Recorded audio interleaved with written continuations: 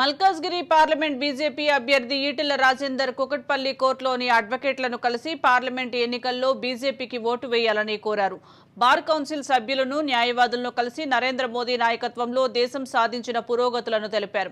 కేసీఆర్ ధోరణిలోనే నడుస్తున్న రేవంత్ ప్రభుత్వం డబ్బు మద్యాన్ని నమ్ముకున్నట్లు కనపడుతోందని విమర్శించారు. 4 నెలల క్రితం రేవంత్ రెడ్డి ఇచ్చిన హామీలకు ప్రస్తుతం చేస్తున్న వాటికి సంబంధం లేకుండా పోయిందని, అతి తక్కువ కాలంలోనే ప్రజల విశ్వాసాన్ని కోల్పోతున్న ముఖ్యమంత్రిగా రేవంత్ రెడ్డి నిలుస్తున్నారని ఎద్దేవా చేశారు.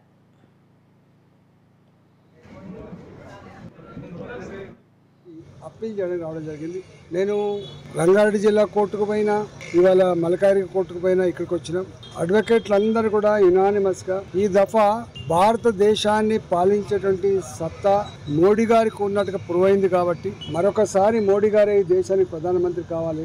దేశ రక్షణ, దేశ ప్రజల ఆత్మగౌరవం, దేశ ఆర్థిక అభివృద్ధి, దేశంలో శాంతి భద్రతలు ఇవన్నీ ఏకకాలంలో అమలు చేయగలిగినటువంటి సత్తా మోడీ గారికే ఉంది. కాబట్టి రాష్ట్రానికి సంబంధించిన ఎన్నికలు వేరు, దేశానికి సంబంధించిన ఎన్నికలు వేరు.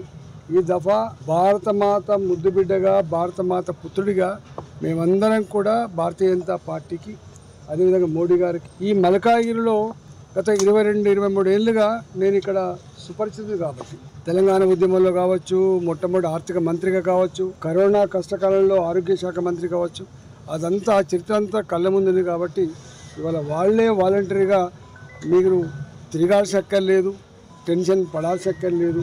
ఇవాళ మళ్ళీ కేసీఆర్ ఎట్లయితే డబ్బును నమ్ముకున్నాడో, మద్యాన్ని నమ్ముకున్నాడో, మళ్ళీ అధికారంలో ఉన్నటువంటి కాంగ్రెస్ పార్టీ కూడా గదే మద్యాన్ని, డబ్బును నమ్ముకున్నట్టు కనపడతా ఉంది. ఇవన్నిటినీ తిప్పికొట్టి మిమ్మల్ని గెలిపించుకుంటామనేటువంటి భావన స్పష్టంగా కనబడతా ఉంది.